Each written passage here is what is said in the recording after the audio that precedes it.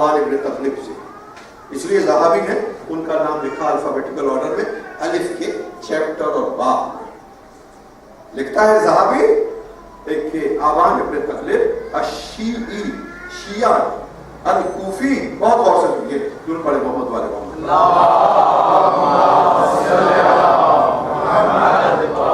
आवान इब्न तगलिब अश्शीई वल-कूफी, आवान इब्न तगलिब शिया हैं, कूफे के रहने वाले हैं, वलाकिन सदूक, मगर सादिक ही नहीं, बहुत सच बोलने वाले, बहुत सच बोलने वाले। सदूक अगर इस मकाम पर इस्तेमाल किया है, वलाकिन सदूक, वो बहुत सच बोलने वाले।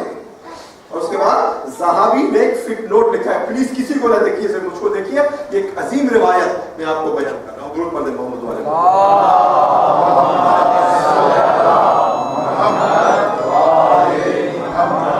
शी अल-कूफी वलाकिन सदूक, शिया है, कूफे के रहने वाले हैं, आवान इब्न तगलिब मगर सदूक है, बहुत सच बोलने वाले हैं। उसके बाद एक फिट नोट लिखता है उस मकाम पर, इतना बड़ा दुश्मन है अहले तशय्यो का।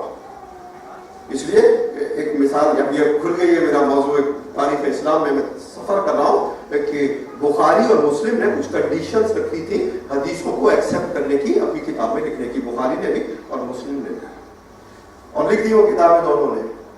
बुखारी और मुस्लिम के फौरन बाद एक और अहले सुन्नत के अजीम आलिम आए, हाकिम नैशापुरी, और हाकिम नैशापुरी ने कहा कि और भी हदीसें थी कि जो बुखारी की शर्त पर उतरती थी मगर बुखारी ने छोड़ दी, और भी हदीसें थी कि जो मुस्लिम की कंडीशंस थी अपनी किताब में लिखने की, वो उन पर पूरी उतरती हैं मगर मुस्लिम ने नहीं लिखी।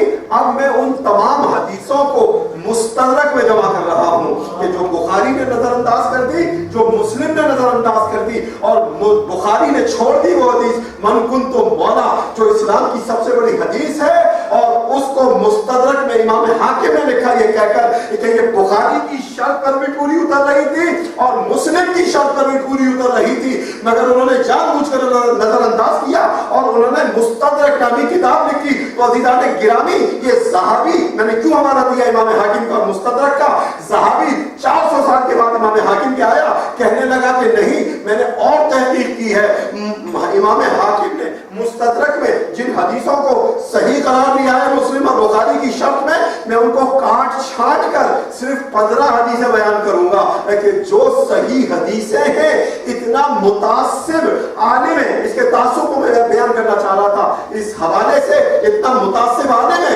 मगर उसके बावजूद जब अवान बिन तगलिब की बात आई, शी कूफी वलाकिन सदूक, उसके बाद उसने फिट नोट लिखा, अरबी नहीं पढ़ रहा, मैं उसका तर्जुमा अर्ज कर रहा हूं, लिखता है कि सहाबा के बाद ताबईन, सहाबा के बाद ताबईन का तबका है, उसके बाद तबे ताबईन का तबका है, कहता है कि सहाबा के बाद ताबईन में और तबे ताबईन में इतना तशय्यो पाया जाता है,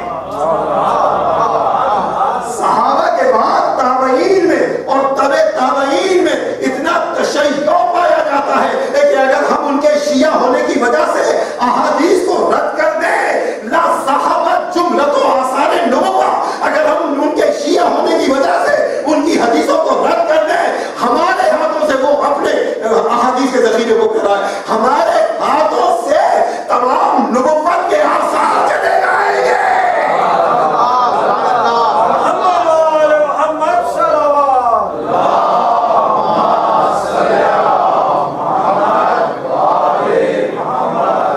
कह दो काफिर शियों को, रसूल की सारी हदीसें तुम्हारे हाथों से चली जाएंगी।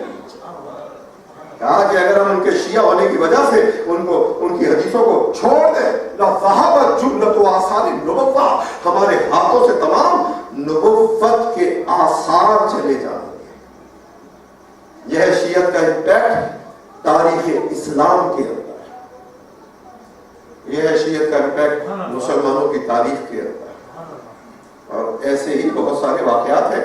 एक सबसे पहली जो शिया डायनेस्टी आई इतने जुल्म ज़ुल्म के बाद 4वीं सदी हिजरी के अंदर, वो थी खानदान बनी उमय्या, और इसके बादशाह गुजरे कि जिन्होंने शियत को फरोग दिया, और सन 352 हिजरी के अंदर बगदाद के शहर में पहला بڑا جلوس نکلا ہے عاشور کے دن سید الشہداء کی عزاداری کا. 352 ہجری دکانیں بندی، بازار بنتے اور سب سیاہ لباس میں بغداد کی سڑکوں کے اوپر یا حسین کی آوازوں کو بلند کر رہے تھے. تاریخوں نے لکھا ہے کہ عز الدولہ شجاع عز الدولہ تھا کہ جس کے عہد میں پہلا جلوس نکلا ہے عزاداری کا 352 ہجری کے. اور یہ بادشاہ کے بعد 4 نسلوں تک ان کی بادشاہت گزری اور یہی وہ دور تھا کہ جو شیخ صدوق کا دور تھا. اور شیخ صدوق نے اپنی ایک کتاب عیون اخبار الرضا بھی معنون کی ہے. اور انہی بادشاہوں کا وزیر تھا، اندوس وزیر تھا. اتنا اندوس وزیر تھا، صاحب بن عباد اس کا نام ہے، ایک صاحب بن عباد اس کا نام ہے. کہ جب یہ سفر پر جاتا تھا تو 70 اونٹوں پر اپنا کتب خانہ لے کر جاتا تھا، 70 اونٹوں کے اوپر. اور شیخ صدوق نے اپنی کتاب ڈیڈیکیٹ کی ہے عیون اخبار الرضا صاحب بن عباد کے نام سے. امام رضا علیہ السلام کی حدیث ہے اس میں درود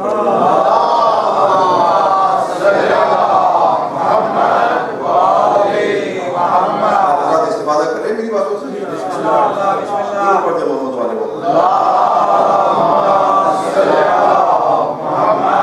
والے تقریر رکھنے سے اس کے لیے 40,000 کتابیں پڑھنی پڑتی ہیں. کم از کم 35 سے 40 سال کی عمر بسر کرنی پڑتی ہے. تو عزیزان گرامی، صاحب بن عباد ایک دن اپنے ظاہر کے دربار میں تھا. اس کا دربار اسکالرز کا، فلاسفرز کا، ادباء کا، شعراء کا ہوتا تھا. 400 اسکالرز جمع ہوتے تھے صاحب بن عباد کی محفل میں. ایک دن ایک اجمی شاعر آیا نونرا اور اس نے عربی شاعری پر اعتراض کیا کہ عربی شاعری کیا ہے، صرف صحرا کا ذکر ہے، اونٹوں کا ذکر ہے. یہ مفہوم تھا اس کا. تو یہ سن کر صاحب نے بات نے کہا کہ اینا بدیع الزماں حمدانی. بدیع الزماں حمدانی وہ ہے کہ جنہوں نے عربی کی ایک ادب کی ایک قسم کو ایجاد کیا جو مقامہ کہلاتا ہے. بدیع الزماں حمدانی بھی محب اہل بیت تھے. کہا بدیع الزماں حمدانی کہاں ہیں؟ بہت دور مجمع میں بیٹھے تھے، اٹھ کر کھڑے ہوئے کہ ادھر ہوں میں، یہاں ہوں. عجیب ہو ان صلاۃ صفاتک. اس کو جواب دو. بدیع الزماں اپنی 3 صفتوں کی وجہ سے، اپنی 3 صفتوں کی وجہ سے بدیع الزماں حمدانی نے پوچھا کہ میری 3 صفتیں کیا ہیں؟ کہا پہلا تمہارا علم، دوسرا تمہارا ادب و ربوع، اور تیسرا تمہارا مذہب حب اہل بیت.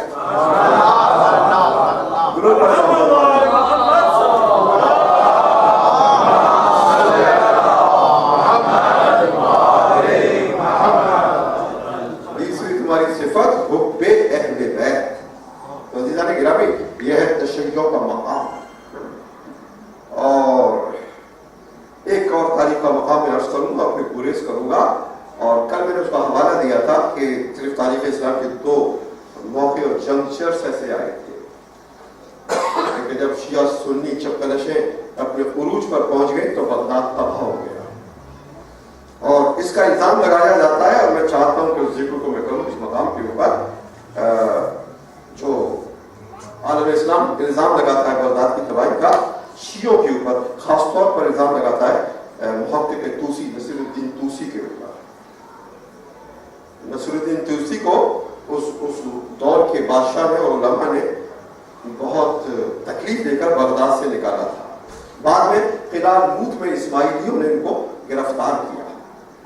اور اتنا بڑا اسکالر ہے یہ کہ میرے ایک ہیرو بھی ہے، روحانی مربی بھی ہے نصیر الدین طوسی، کہ ایٹ اے ٹائم ان کی شخصیت میں مذہبی فقی بھی تھے، فلاسفر بھی تھے، سائنٹسٹ بھی تھے، میتھمیٹیشنز بھی تھے، ایسٹرونومر بھی تھے، اور علم سیاست میں مکمل دسترس رکھتے تھے.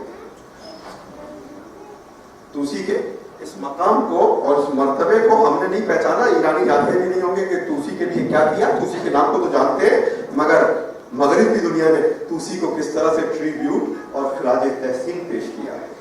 یہ آج میں آپ کو بتاتا ہوں کہ طوسی کی جو علم فلکیات پر درود پڑھ دے محمد والے کو.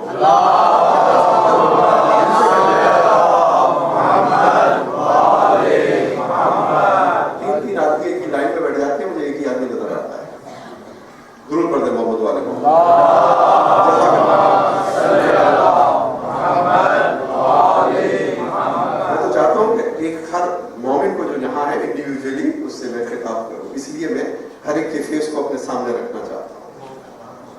अज़ीज़ान गिरामी, तूसी की खिदमत को जो एस्ट्रोनॉमी पर थी, इल्मुल फलकियात पर थी, ट्रिब्यूट किया है मगरिब ने नासा। आप सब जानते हैं नासा क्या है? जो तहकीक कर रहा है फजा की और समा की, आसमानों की, सितारों की। नासा जो अमेरिका का खलाई तहकीकी इदारा है, नासा ने तूसी की जो उनके कंट्रीब्यूशन से अपने दौर के अंदर उनकी खिदमत के सिले में चांद की एक वैली और क्रेटर का नाम तूसी क्रेटर करार दिया। मोहम्मद वाले मोहम्मद,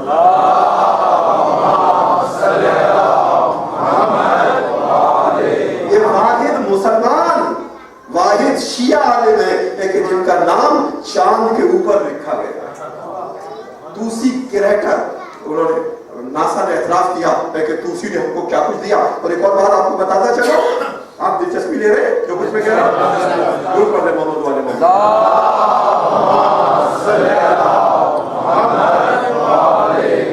जमाने में हमारा मिंबर का मेयार इतना गिर रहा है कि हम सिर्फ किस्से और कहानियों के आदी हो गए, लतीफों के मिंबर से आदी हो गए।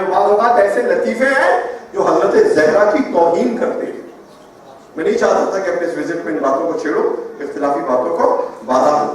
इंशाअल्लाह मैं आऊंगा 2.5 महीने के बाद हजरत ज़हरा पर, उस पर मैं बात करूंगा। मेरी मफहूम हो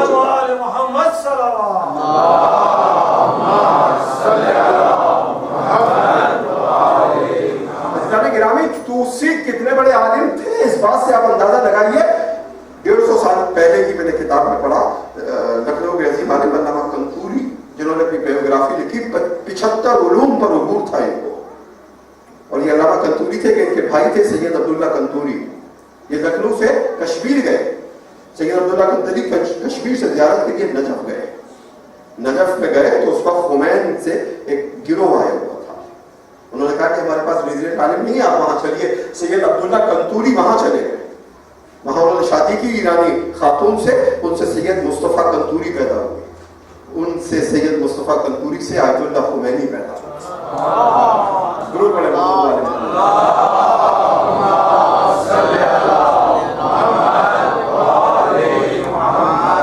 कंतूरी यानी परदादा हुए इस लिहाज से आयतुल्ला खुमैनी के। इन्होंने अपनी किताब में लिखा कि आयतुल्ला खुमैनी का ओरिजिन इंडिया का है, लखनऊ से, खानदान कंतूर से।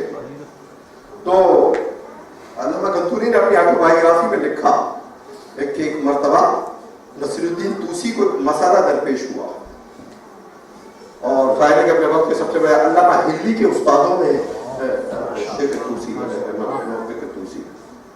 का एक मसाला दरपेश हुआ और कोई उसका जवाब नहीं दे सका। मैंने जब पढ़ा था 30 साल पहले, लेकिन बताऊंगा कि उसका सबूत मुझे अभी मिला मैकेल यूनिवर्सिटी से। 30 साल पहले मैंने पढ़ा कि उनको एक मसाला दरपेश हुआ फलसफे का। उस वक्त के बड़े बड़े उलमा को जो शिया सुन्नी थे, खत लिखे कि इसका जवाब दो, मगर जवाब नहीं दे सका। तो अल्लामा कंतूरी लिखते हैं कि उन्होंने इल्म रमल, इल्म नुजूम, इल्म जफर से ये दरियाफ्त किया।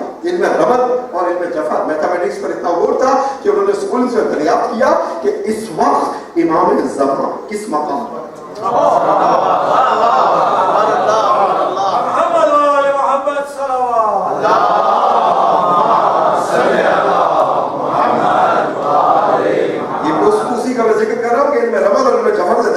इमाम किस मकाम पर है, जब पता लगा उस मकाम पर पहुंचे, इमाम की खिदमत में इमाम से मसले को दरियाफ्त किया।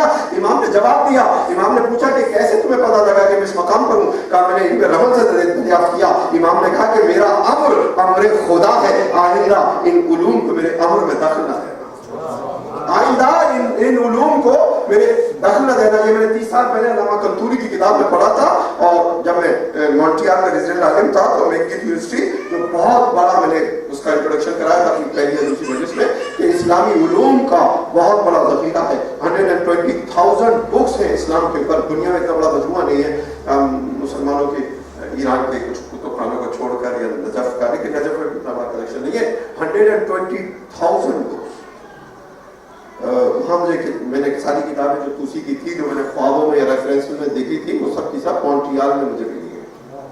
मैंने उन किताबों को पढ़ा तो एक किताब के प्रेफेस में लिखा था कि नसीरुद्दीन तूसी को एक मसला दरपेश आया था और उन्होंने अपने वक्त के उलमा को खतूत लिखे। मुझे बड़ी अजियत हो रही है जो लोग देर से आ रहे हैं कि जो कुछ इल्मी बातें आज मैंने की है। मैं समझता हूँ कि सारी मजलिसों का अहम तरीन खुलासा आज की मजलिस है, जो इतनी इंफॉर्मेशन आप हजरात तक पहुँच रही है।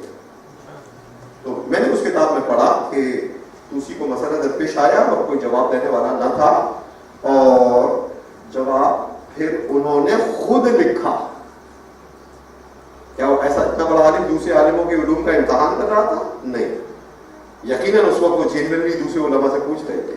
اب کنتوری نے، علامہ کنتوری نے لکھا کہ وہ امام زمانہ کی خدمت میں گئے، امام سے پوچھا، اور یہ ادھر کی تاریخیں یہ کہہ رہی ہیں کیونکہ ایرانی علماء کو نہیں معلوم کہ علامہ کنتوری کی کون سی کتاب ہے کہ اس میں انہوں نے کیا لکھا ہے.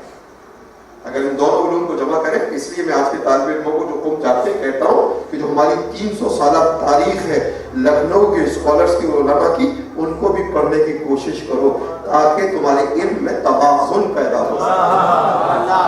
ضرور پڑھیں محمد والے محمد.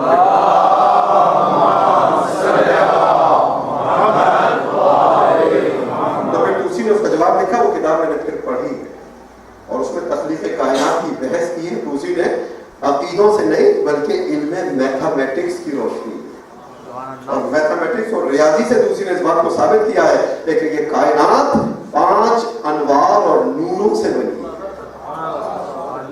یہی وجہ ہے کہ نار اور نور میں صرف 5 کا فرق ہے. نار 251 اور نور 256، صرف 5 کا فرق ہے کہ اگر نور سے 5 کو نکال دو نار بن جائے، نار میں 5 کو جمع کر دو نور بن جائے.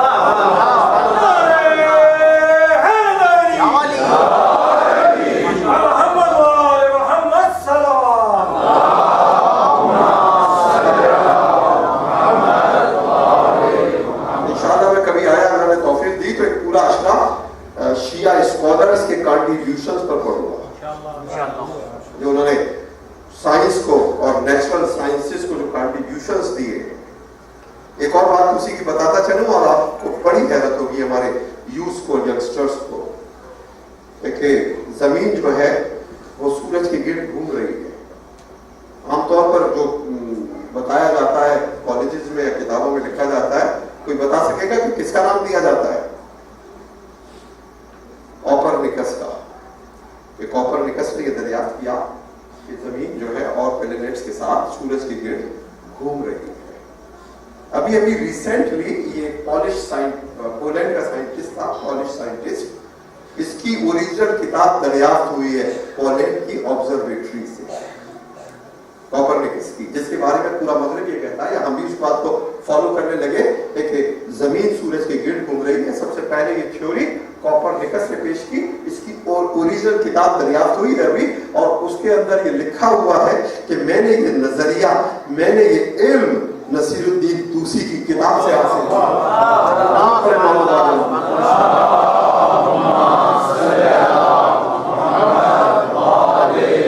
کوپرنیکس نے خود اعتراف کیا ہے کہ میں نے یہ نظریہ، اور طوسی's کپل میتھمیٹکس کے اندر ایک خاص تھیورم ہے کہ جو نصیر الدین طوسی کے نام سے مشہور ہے، جو طوسی's تھیورم کہلاتا ہے، اور اسی تھیورم کے بنیاد پر سورج اپنے مقام پر گھوم رہا ہے اور یہ پلینٹ سورج کے گرد اپنے مقام پر گھوم رہے ہیں. وہ فارمولا کیا ہے؟ وہ طوسی نے دریافت کیا اور بتایا کہ زمین سورج کے گرد گھوم رہی ہے.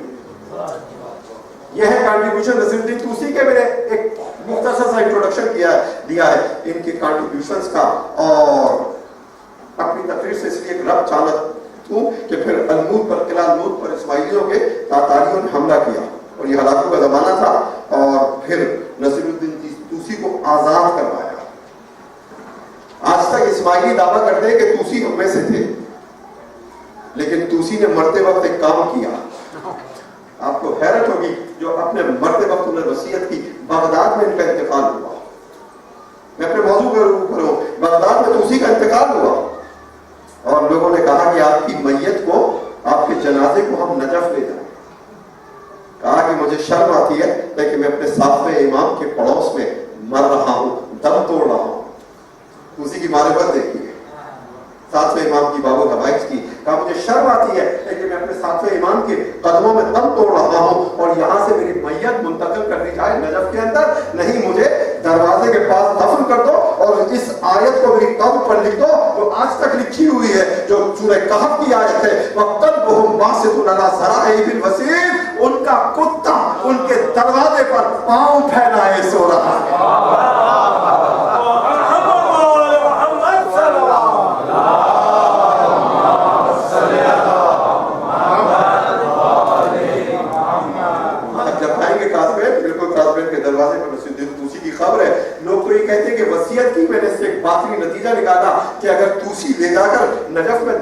दिए जाते तो साबित नहीं हो सकता था कि वो छठे के बाद सातवें को भी मानते हैं, तो सातवें इमाम के दर पर दफनों पर बता दिया तो मैं इस्माइली नहीं हूँ, असला अशरी हूँ।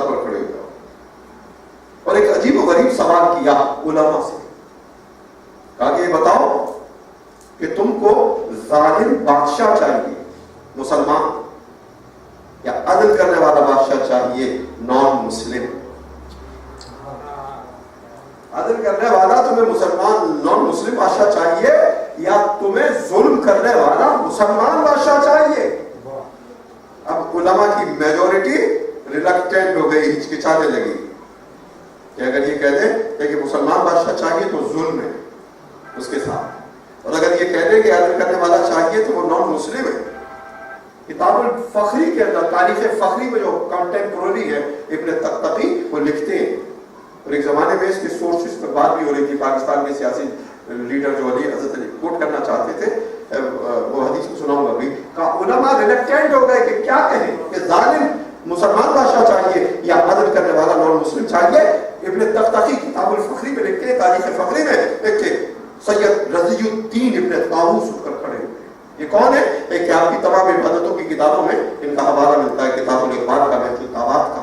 इन्होंने 70 किताबें लिखी है आइम्मा के दुआओं के उलूम के ऊपर, 70 किताबें दुआओं के उलूम के ऊपर। उनकी जितनी भी किताबें फेस ऑफ अर्थ पर है, मेरे पास फ्लोरिडा की लाइब्रेरी में भी है और मॉन्ट्रियल की लाइब्रेरी में भी है, वहीं से मैं इस हवाले को पढ़ो। इब्न ताऊस ऊपर खड़े हुए और बेख्तियार कहा कि हमें अदल चाहिए। जरूर पढ़िए मोहम्मद वाले,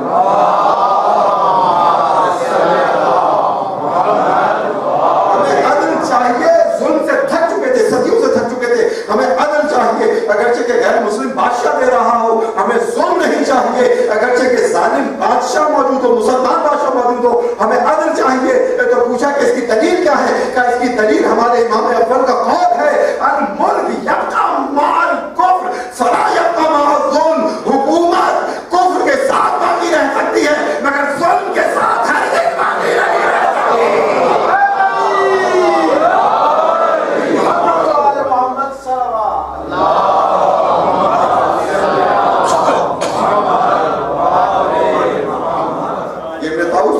खुश हुआ और तमाम उलमा की जान बख्शी की उसने।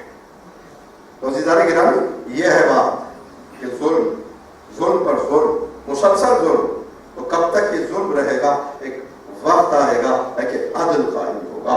बाय इटसेल्फ जुल्म का नतीजा यही है कि मुल्क बाकी नहीं रह सकता। इस मकाम पर अमीरुल मोमिनीन ने जालिम की हुकूमत की बात की थी। मैं नहीं कह रहा कि मैं कोई पाकिस्तान से नफरत या बगावत के जज्बात को फरोग दे रहा हूं, मगर इसका मंतिकी नतीजा यही, इसका मंतिकी नतीजा यही, खुदा के बल को आप रोक नहीं सकते। और फिर जुल्म, जैसा कि मैंने कल की तकरीर में कहा था कि क़यामत में मुअज्जिन अज़ान दे रहा है, अला लानतल्लाहि अलल काज़िबीन, अला लानतल्लाहि अलल ज़ालिमीन। काज़िबीन भी कुरान में है, इसलिए मेरी ज़बान पर आ गया लानत हो ज़ालिमीन के ऊपर। दुनिया में जो लानत से बचना चाहते हैं या बचाना चाहते हैं, क़यामत तक लानत जा रही है, क़यामत तक लानत जा रही है ज़ालिमीन के ऊपर, अल्लाह की लानत।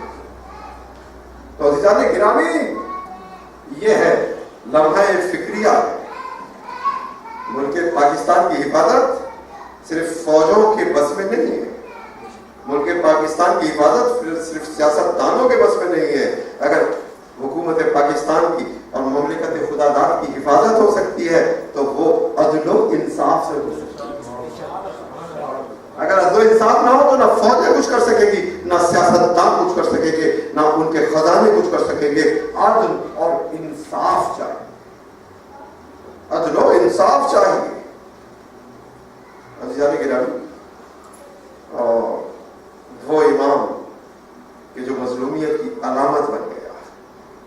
मैं भी दोपहर को कह रहा था कि चल मुलादा के साथ गाड़ी में जाते हुए एक जुल्म अली पर भी हुए, और इस तरह से हुए कि अमीरुल मोमिनीन के दौरे खिलाफत में मेरी शाम ने खत लिखा कि या अली, अब तुम मुझको धमकी दे रहे हो, बैयत की तरफ बुला रहे हो। मुझे तुम भूल गए कि जब तुम्हारे गले में रस्सी थी और तुम्हें खींच कर ले जा रहा था मदीने के बाज़ारों में। दूर पड़े मोहम्मद वाले मोहम्मद,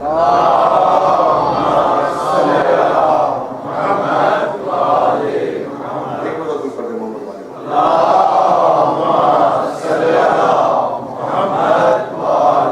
तुम्हें खींच कर ले जाया जा रहा था मदीने के बाजारों में दरबार खिलाफत में बैत के लिए, और यानी आज तुम मुझको पर बैत न करने का इल्जाम लगा रहे हो। तो उसके जवाब में अमीरुल मोमिनीन ने खत लिखा, और आप जानते हैं खत में क्या लिखा? कहा कि मा معاویہ بن صخر، ابو سفیان نے کہا صخر پتھر کو کہتے، عجیب و غریب گھرانہ ہے.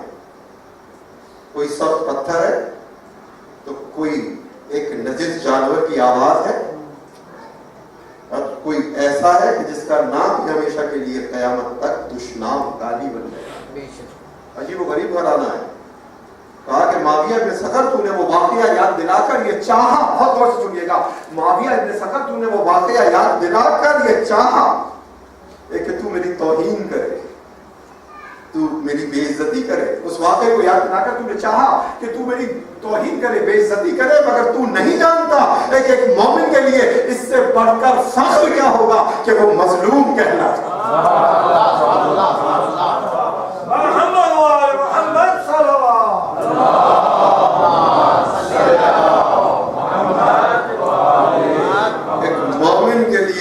فخر کیا ہوگا بڑھ کر کہ وہ مظلوم کہتا ہے.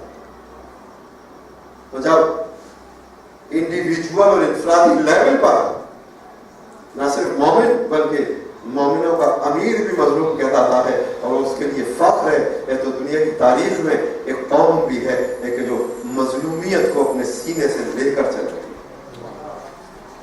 مظلومیت کو اپنے سینے سے لے کر چل رہی ہے. اور اس کی دلیل یہ ہے کہ خود آج وزیر اعظم کا بیان میں نے سنا ہے کہ اس نے کہا کہ اس بات سے سب سے زیادہ متاثر ہوا، سب سے زیادہ میں اس بات سے متاثر ہوا کہ آپ لوگوں کے اگرچہ کے جذبات تھے، آپ لوگوں کے دل گرفتہ تھے، آپ لوگ ظاہر ہے کہ ایسے مرحلے پر جذبات سے آؤٹ ہو جاتے ہیں، لیکن پورے پاکستان سے، نہ صرف کہ کوئٹہ سے، پورے پاکستان سے تقریباً 1 کروڑ افراد ہوں گے اس احتجاج کے اندر جو گھروں سے باہر آ چکے تھے، سڑکوں کے اوپر، ریلوے لائنوں کے اوپر، اور کم از کم 14 لاکھوں کے مجمع کراچی کے اندر الگ الگ ہوئے ہیں. مگر کسی مقام سے کوئی رپورٹ نہیں ملی کہ کوئی شر پسندی کی ہو، اہل دھرنا نے کوئی کسی قسم کا نقصان پہنچایا ہو پراپرٹی کو، املاک کو، یا مخالفین کی مسجدوں کو. اس نے کہا کہ میں اس بات سے سب سے زیادہ متاثر ہوں. اور ایک بات میں عجیب و غریب آپ حضرات کو بتانا چاہتا ہوں، اس سال ہے کوئٹہ سے متعلق کہ آپ جانتے ہیں کہ جو اوریجنل مٹی اور خاک کے کرب و بلا کی، وہ خاک یا اس کا تسبیح کا دانہ عاشور کے دن سرخ ہوتا ہے. جو جینوین ڈسٹ ہے، مٹی ہے کرب و بلا کی. ایک حوالہ یہاں دیتا چلو، شیخ بہاؤالدین عاملی، یہ بھی اپنے وقت کے توسی کی طرح سے آخری مسلمان اسکالرز اور فقیہ اور سائنسداں گزرے، ان کے بعد کوئی نہیں آیا، سب پھر فقہ کی طرف لگ گئے. تو شیخ بہاؤالدین عاملی کہتے ہیں علم رمل، ایک یہودی علم رمل کا جاننے والا میرے پاس آیا، کشکول میں انہوں نے لکھا اور اس نے کہا کہ تم کسی بھی چیز کو چھپا لو، میں تمہیں بتا دوں گا کہ تم نے کیا چھپا رکھا ہے. بہاؤالدین عاملی علیہ رحمہ کہتے ہیں کہ میرے پاس ایک تسبیح کی خاک شفا، میں نے اس تسبیح کو اپنی مٹھی میں چھپا لیا اور پوچھا کہ بتا کیا ہے میری مٹھی کے اندر. اس نے حساب لگایا، خاموش ہوا. دوسری مرتبہ حساب لگایا، خاموش ہو گیا. تیسری مرتبہ پھر حساب لگایا. بہاؤالدین عاملی علیہ رحمہ نے پوچھا کہ بتا تھا کیوں نہیں تو دعویٰ کر رہا تھا. کہا کہ میں حیران ہوں، میرا حساب بتا رہا ہے کہ تمہاری مٹھی کے اندر جنت کی مٹی ہے. محمد صلی اللہ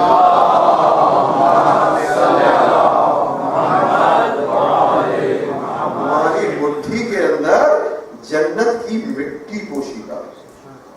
عاشور کے دن سرخ ہوتی ہے، مگر یہ ساری نسبتیں یہ شہید حسین ابن علی علیہ السلام سے رکھتے تھے نا. پھر ایک دوست نے بتایا کہ ان کے پاس انہوں نے خود کربلا سے اس تسبیح کو خریدا تھا اور اس تسبیح کا ایک دانہ 2 رات پہلے سرخ ہو گیا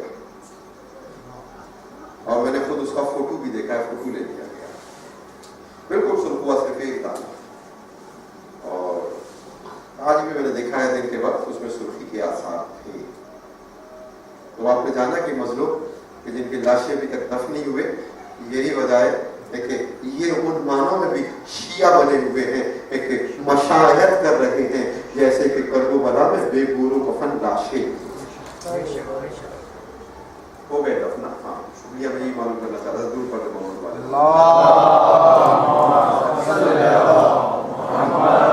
مطلب یہ ہے، ابھی اطلاع دی ہے مجھے اور میں نے کہہ دیا تھا کہ مجھے بیچ میں سے بتایا جائے. اس کا مطلب یہ بھی ہے، ایک تو وہ اپنی آخری آرام گاہ تک پہنچے نہ صرف یہ کہ ان کی روحوں کو سکون آیا بلکہ ان کے پسماندگان کو بھی سکون آیا۔ انسان مٹی سے بنا ہے، جب مٹی کے سپرد ہو جاتا ہے تو کتنا ہی رونے والا باپ ہو یا بیٹا ہو یا بیوہ ہو یا بیٹی ہو، ایک سکون آتا ہے۔ قبر تک ہمارا ہاتھ تھا اور اس کے بعد سپرد خدا۔ تو اس لحاظ سے بھی انہوں نے مشایعت کی 4 دن، چوتھا دن جو دفن ہوئے ہیں، یہ ہے شیعت کہ ان کے لاشیں بھی بے گور و کفن پڑے گئے۔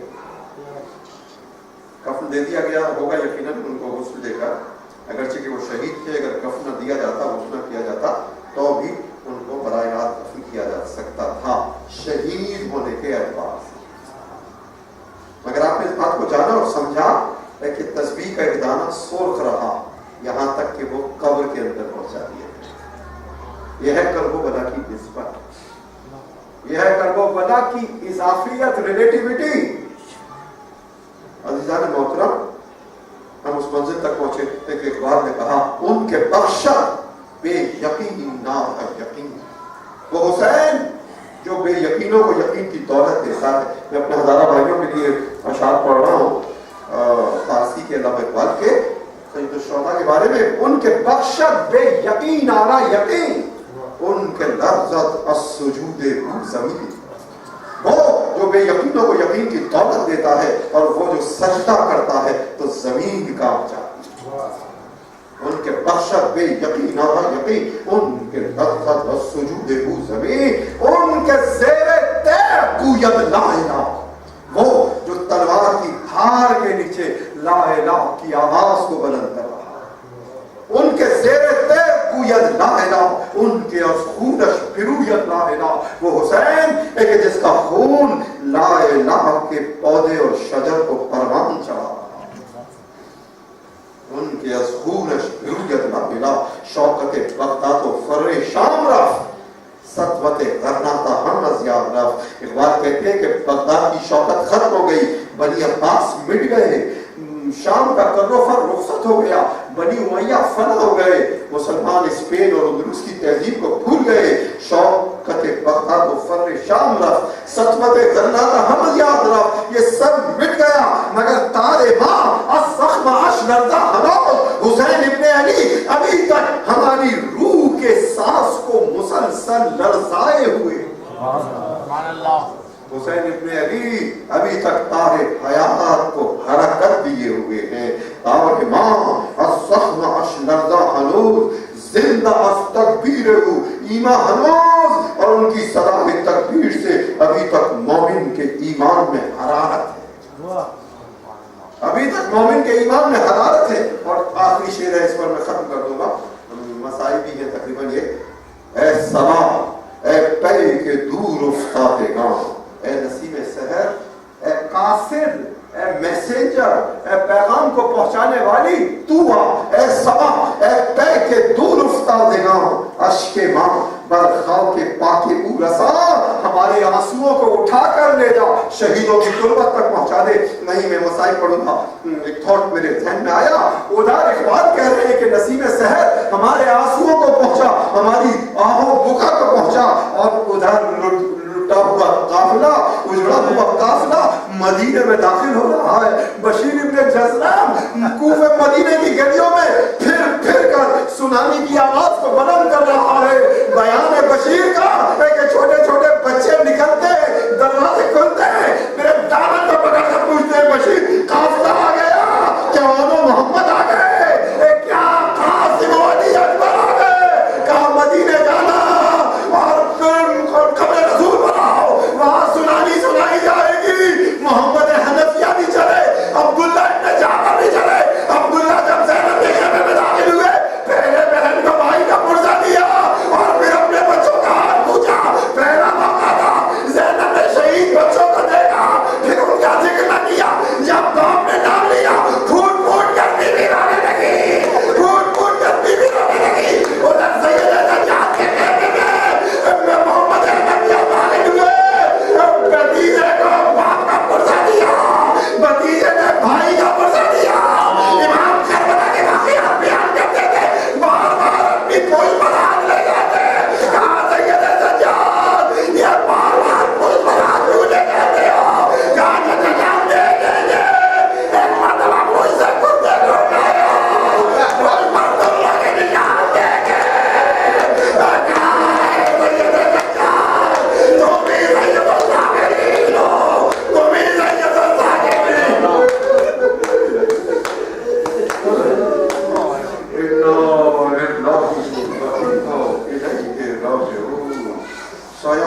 الذين ظلموا أيهم منقلب ينقلبون. پروردگار بہت کے شہیدان کربلا، حسینان کربلا، شہدائے کربلا خصوصاً جو اب دفن ہو چکے ہیں اطلاع دی گئی، پروردگار ان کو اعلیٰ علیین کی جگہ عطا فرمائے. اور جیسا کہ میں نے ابتدا میں عرض کیا تھا کہ ان شہیدوں نے پاکستان کی ایک نئی تاریخ لکھی ہے. تو آپ نے جانا ہے کہ شہیدوں کی طاقت کیا ہے، مظلوموں کی طاقت کیا ہے. پروردگار عالم ان کے گھرانوں کو، ان کی فیملیوں کو نہ صرف یہ کہ صبر کی توفیق عطا فرمائے، بلکہ ان کو اس دنیا میں اور آخرت میں اس کا نعم البدل عطا فرمائے. پروردگار جو مومنین کوئٹہ میں ان تکلیفوں کا بہنیں، بچیاں، بچے اور پورے پاکستان میں اور پوری دنیا میں ان شہیدوں کے حقوق کے لیے آوازوں کو بلند کرتے رہے، احتجاج کرتے رہے، مجلسیں کرتے رہے، تدبیریں کرتے رہے، پروردگار ان کو بھی وہ ثواب عطا فرما جو مظلوموں کی حمایت کا ثواب عطا فرما. پروردگار عالم جو پریشان ان کی پریشانیوں کو دور فرما، جو بیمار ان کو شفائے کاملہ عطا فرما. پروردگار قرضداروں کے قرضوں کو عطا فرما، اپنے نور کا حجت کا ظہور جلد فرما. ماتم امام کیجیے. یا حسین یا حسین یا حسین یا حسین یا حسین یا حسین یا حسین یا حسین یا حسین یا حسین یا حسین یا حسین یا حسین یا حسین حسین جا چکے اب تیرا کام ہے زینب. حسین جا چکے اب تیرا کام ہے زینب. حسین جا چکے اب تیرا کام ہے زینب. حسین جا چکے اب تیرا کام ہے زینب. تسلی دینی ہے، سجا دینا دوا کو بھی، سنبھالنا ہے سکینہ سینے میں جا کو بھی. تیرے لیے تو ابھی یہ بھی کام ہے زینب. حسین جا چکے اب تیرا کام ہے زینب. حسین جا چکے اب تیرا کام ہے زینب. حسین جا چکے اب تیرا کام ہے زینب. اسیر کر کے یتیموں کا کارواں